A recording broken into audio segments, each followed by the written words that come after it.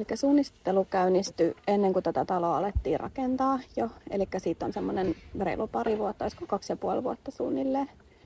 Aloitettiin tämä suunnittelu ja lähtökohtina oli ottaa huomioon perheen allergiat ja koirat, Meisi, Fiona ja Madde. Ja sitten toki myös harrastukset. Haasteitahan tulee aina. Eli täällä oli esimerkiksi tuossa sivurakennussa toi vessa, että sinne piti saada piilotettu jakotukki ja sitten toi IV-kone ja sitten siellä katto jouduttiin aika paljon alas laskea, että siellä on kaikkea johtohässäkkää, niin ne piti saada nätisti piiloon, niin siinä jouduttiin käyttää sitten puuseppää, että puuseppä kävi monta kertaa mittailemassa siellä, että saatiin oikein kokoiset kalusteet, että valmiina ei löytynyt sellaisia, mitkä siihen olisi mennyt ja sitten saatiin myös hyödynnettyä niin kuin sitä turhaa tilaa.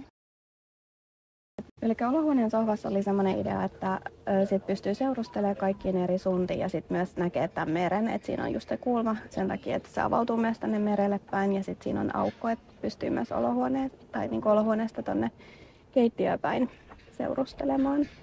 Oli niin kuin toiveena, että tämä sisustus jatkaisi tätä talon arkkitehtuuria, eli semmoista simppeliä ja modernia ja semmoinen, mikä kestäisi niin kuin aikaa. Että täällä on kalusteena esimerkiksi design-klassikoita.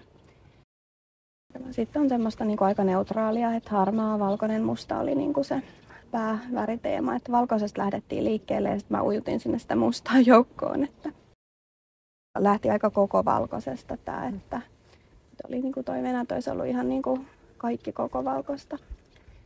Niin sitten ehdotin mustaa tuohon keittiöön ja siitä se lähti sitten rakentumaan. Joo. Eli tässä kohteessa on tosiaan hartsilattia. Ja hartsilattia valittiin sen takia, että kun heillä on nämä koirat, eli se on helppo puhdistaa, että sitä pystyy aika vapaasti sillä hangata ja se kestää tosi hyvin kulutusta. Ja sitten se ei ole liukas, että ei ole märkänäkään liukas. Ja sitten kun heillä on vanhempiakin koiria, niin sitten he pystyy niinku ponnistaa siitä, että ei ole niinku liukas tassujen alta, että pääsee helposti vaikka sohvalle hyppäämään. Pistoja ei ole sen takia, ettei koiranpennut pureskelisi niitä.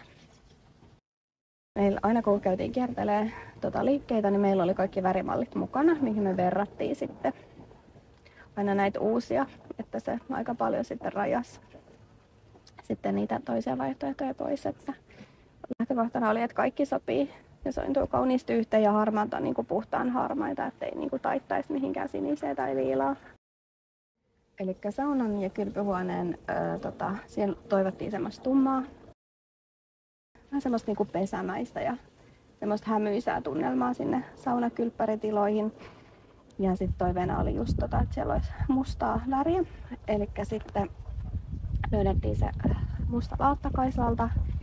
Ja sitten mä ehdotin, että mitä jos tehdään se pukutila eri laatalla, että saadaan yhdistettyä se kylpyhuone, mikä on siellä makuuhuoneessa siihen pukuhuoneeseen ja saunatilaan, niin sitten se pukuhuone tuli sitten sitä samaa laattaa, mitä on siellä kylpyhuoneessa ja sitten se suihkun puoli, niin se on sitten sitä mustaa laattaa, mitä löytyy myös saunasta, että sitä on seinässä ja lattiassa.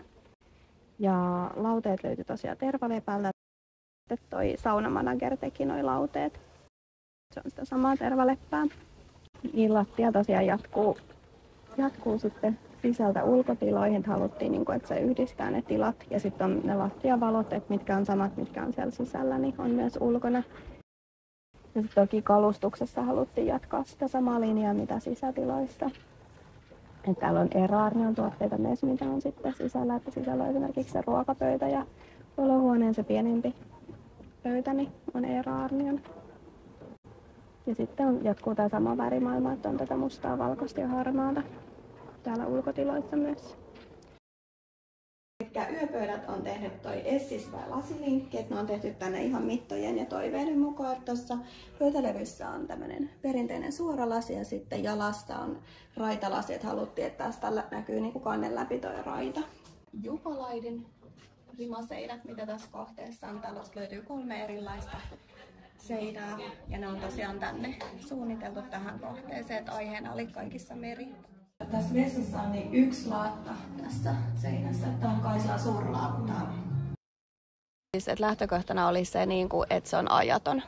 Et siitä se niinku lähinnä lähti liikkeelle. Että semmoisia niinku suht neutraaleja värejä ja tuotteita, mitkä sit niinku näyttäisi hyvältä vielä vaikka 10 vuoden päästä. Että ei tarvitse niinku olla koko ajan uusimassa sitä sisustusta minkä trendien mukaan. Että se oli niinku se lähtökohta, että ei niinkään ne trendit.